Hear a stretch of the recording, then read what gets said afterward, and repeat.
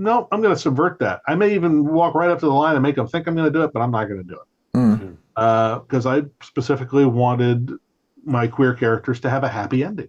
I want them to, be able to say, happily ever after until next. Because you frame the whole conversation of Seven telling the story to, I was butchering the name, Bejazel, thank you. I was practicing that earlier. Was that something? And you did a terrible job. I did it horrible both times. Was that intentional? Was that thought out ahead of time? Was that coming from somewhere else to frame the story being told to her? Because that's kind of a tragic relationship, or not tragic, bad relationship that developed. Well, yeah, it's an ominous thing to sort of, Basically, I wanted a framing sequence to sort of pull things together because they wanted part of the book, at least something in the book, to ground it in the Picard series that viewers saw. Something that they would recognize, a depiction that would at least feel more familiar. Because I'm doing this sort of origin story, which, is like 20 years back, in which the Rangers are only just starting to sort of deal with the effects of losing oversight, losing their legitimacy, and they're slowly going to degrade into the Robin Hood-like band they are 20 years later. They're not there yet. They're still much closer to their origins when she first joins them. So she's there just as they're beginning to fragment and lose their cohesion. But the framing sequence with Bejazel, that was basically about grounding it in something that people who've seen the series, at least season one, would go, okay, I recognize this depiction of Seven as a Fenris Ranger, and the sort of depiction of her meeting Bejazel is just a dramatization of something. She mentions having met Bejazel on Fenris, that Bejazel posed as someone who wanted to become a Fenris Ranger. She said that in canon. And we know that later Bejazel takes an interest in harvesting Borg tech from ex-Borg, and that it was an unfortunate comment by Seven that caused Bejazel to target Icheb. And so the idea is that this is that canonical moment, which she sort of spoke of in past tense. This is that moment. This is that tragic moment when Seven was smart enough to downplay her own Borg implants for self-defense, but unfortunately put the target on Icheb's back without realizing. But to clarify, you were asked to ground it in Picard. Yes, right. I was asked that there should be something, even if just a framing sequence, that gives viewers who have watched Star Trek Picard something to ground it in that is familiar. Right, because it's interesting. Depiction of her as Ranger and the character of Bejazel and that story, which is part of the known Picard continuity. It gives us a place to hang our hat. Right. Yeah, because it was interesting to you're forced the framing of it just by the title, right? Having Star Trek Picard : Firewall, like you're forced that in your mind by its fans, and that's because it's the most recent series that they want to put out there. So you're it's because it's based on events that are specific to that series. Sure. The whole thing with Fenris Rangers, of course, you can't just label it Star Trek Voyager because the Fenris Rangers are not part of that. Yeah. So it has to be sold as prequel story under the Picard banner, even though most of it feels like a Voyager series. 7. Yeah, it's interesting. Well, thank you so much for your time. So just before you go, you're starting off 2024 strong with Firewall. Can you talk about anything you're working on, or what you or if you can't, then is there? Well, let's see. I mean, obviously I don't want to promise anything I can't deliver on. Although I do have a novel project I'm working on. It doesn't have a home yet, so I don't want to say too much about that. Sure. What I do have coming down the pike that I know of in 2024 are 6 pieces of short fiction, 4 of them for Star Trek, 2 original. The 4 pieces for Trek are going to be published in Star Trek Explorer magazine. The first of them comes out in March in issue 11, and that's a short story called Dignified Transfer. It's a TNG story set during the Stargazer era. Don't want to say too much about it. Obviously, it's a rumination on death and loss. And what's important about that one to me, aside from the fact that I think it turned out really well as a story, is that it is dedicated to my late father-in-law. And it's coming out during the month of what would have been his birthday. So that's sort of important to me. In issue 12, I'm going to have a story called Memoriam. Again, don't want to spoil it, but we'll say it's a TOS movie era story. It takes place during the era of, it takes place, around the time of between Star Trek 5 and Star Trek 6, somewhere in there. Issue 13, we'll have a story called Family History, I believe. Family History. That's going to be, it's sort of timeless. I guess you would classify it more as TNG than anything else, and it's basically focuses on Wesley Crusher as a traveler. And then the one that I'm writing right now for issue 14, which will be out at the end of the year, is Picard based, and I'm just going to say it's called Freeblade. And if you've watched Picard, even season 1, you can probably figure out what Freeblade is. So that's what's coming on the Trek front in terms of short stories. And then I have 2 original pieces of short fiction, which were written over the last year or 2 for themed anthologies, which are going to be coming out. And I've been assured they're both going to come out in 2024. One is called Combat Monsters, edited by Henry Hertz. I believe that'll be out from Blackstone Publishing. And the premise there is real battles of World War II, reimagined if they involved certain monsters of authors' choosing. So each author was told to pick a battle or engagement of World War II, and then insert any kind of mythological monster, cinematic monster of their own creation, whatever they wanted. And Henry basically sort of curated it to make sure nobody chose the same creatures, that there was a variety. And so without saying what kind of monster, I'll just say that my story is called Boxcar, which is the name of the plane that dropped the second atomic bomb, not the first. And it's basically the story of the dropping of the second atomic bomb on Japan, but involving a monster.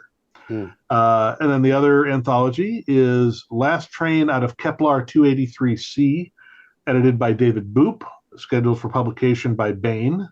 It's coming from Baen Books. And that's his third and probably final collection of what he calls space western short stories. And for that, I wrote an original short story called Living by the Sword, which, again, don't want to say too much about, although one thing I am proud of is that I decided to make the protagonist and point of view character basically an adolescent girl of Chinese descent living sort of in the far future, and to make sure that it was culturally sensitive and correct, and that I didn't make any really stupid blunders.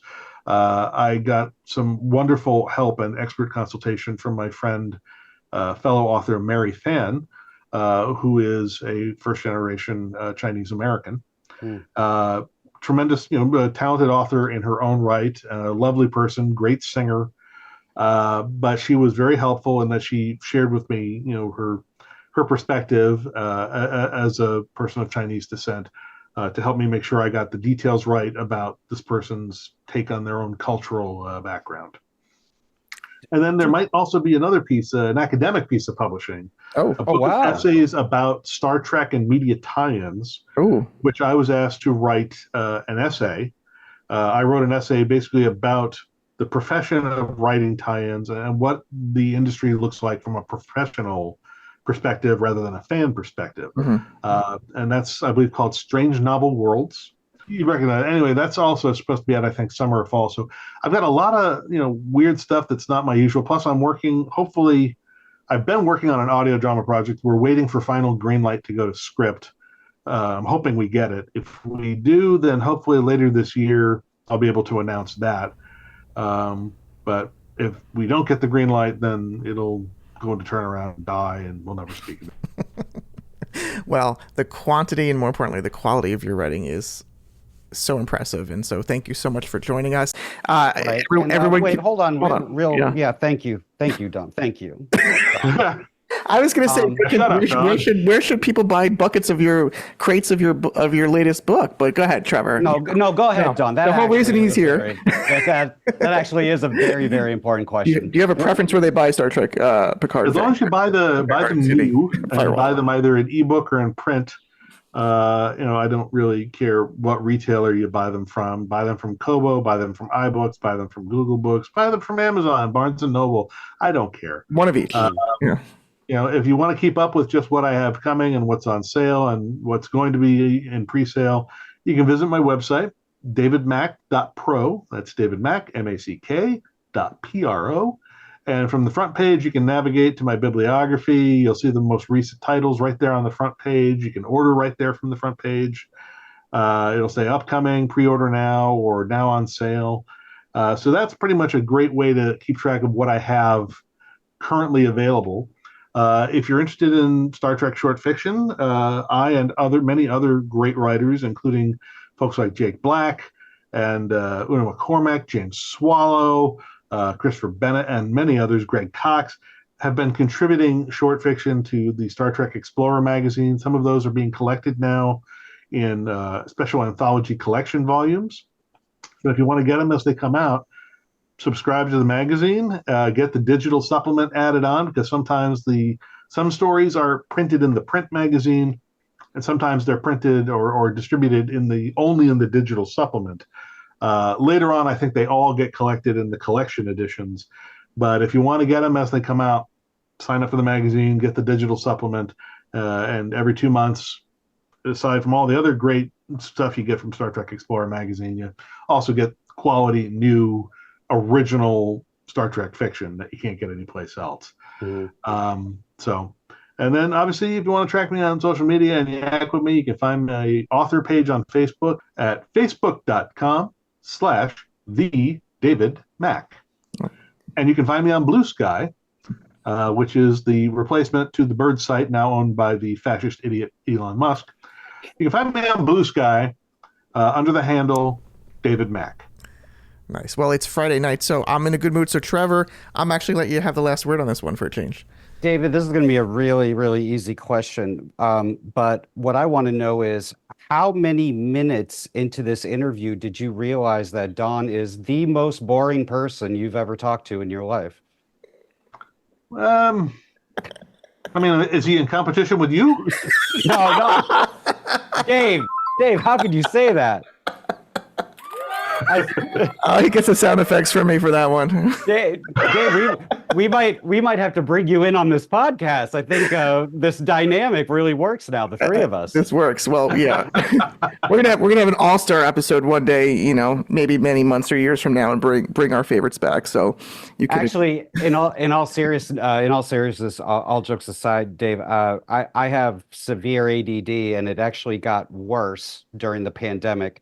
And I have been really struggling with book reading, really struggling with it. And it's been really difficult. And I got into Firewall, and I honestly just felt this confidence that I'm going to finish this. I really enjoy it. And I want to say thank you for that. And I honestly hope everybody gets this book. It's difficult for me to read right now, and anything. And I found that I found it to be very engaging right away. Well, thank you. That means a lot to me. And I'm glad that it has provided that positive experience for you. Yes, thank you very much. But I'm honored that you feel that way about it. And I can confirm that Trevor can, in fact, read. I can read. It's a struggle. You envy him for that, don't you, Don? Thank you. See, he's good with this. David, all the luck in the world with this book. It sounds awesome. Yeah. Thank you, congratulations. Yeah. And thank you so much for joining us, and really appreciate your time. Yes, it's been a pleasure, Don. Thank you for having me on. Oh, thanks so much. Have a good night. All right, welcome back. And wow, Trevor, that was an epic conversation with Dave, and really went deeper than I anticipated, and really loved talking to him. And I've read a ton of his books, and so thrilled to have him. Folks, go out and get the book. Oh, absolutely. I'm not kidding when I mentioned in the interview that I really do struggle with reading now. Yes, I can read. I can read fine. We have proof. I'm just not, my attention span, my attention deficient, it's bad. The ADD is really bad. And I really struggle. This book